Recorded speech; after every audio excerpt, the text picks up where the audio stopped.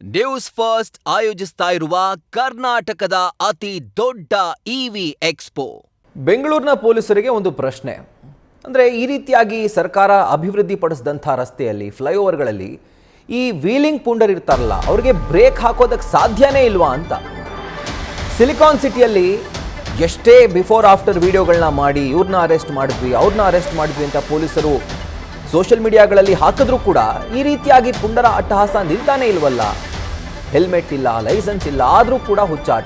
Outer ring ರೋಡ್ನಲ್ಲಿ ಅಪ್ರಾಪ್ತ ಯುವಕರು ತಮ್ಮ ಬೈಕನ್ನು ತೆಗೆದುಕೊಂಡು ವೀಲಿಂಗ್ ಮಾಡಿ ಇತರೆ ಸವಾರರಿಗೆ, ಅವರ ಪ್ರಾಣ ಬಿಟ್ಬಿಡಿ, ಅವ್ರಿಗೆ ಲೆಕ್ಕಕ್ಕಿಲ್ಲ, ಬೇರೆ ಸವಾರರ ಪ್ರಾಣಕ್ಕೂ ಕೂಡ ಅವ್ರು ಕೇರ್ ಮಾಡದೆ ಈ ರೀತಿಯಾಗಿ ಹುಚ್ಚಾಟವನ್ನು ಬೆಂಗಳೂರಿನ ರಸ್ತೆಗಳಲ್ಲಿ ಮಾಡ್ತಾ ಇರುವಂಥದ್ದು, ಮೆರಿತಾ ಇರುವಂಥದ್ದು ಪೊಲೀಸರ ಗಮನಕ್ಕೆ ಬರ್ತಿಲ್ವಾ ಅನ್ನುವಂಥದ್ದು ನಮ್ಮ ಪ್ರಶ್ನೆ.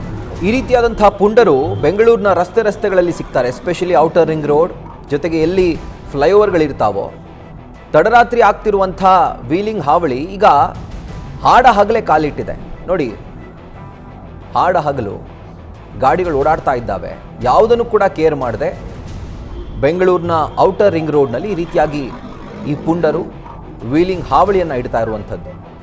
ಆ ಗಾಡಿಗೆ ಡಾಕ್ಯುಮೆಂಟ್ಸ್ ಇರುತ್ತೋ ಇಲ್ವೋ, ಅವ್ರ ಹತ್ರ ಫಸ್ಟ್ ಆಫ್ ಆಲ್ DL ಇರುತ್ತೋ ಇಲ್ವೋ, ಅದು ಯಾವುದು ಕೂಡ ಅವ್ರಿಗೆ ಬೇಕಾಗಿಲ್ಲ.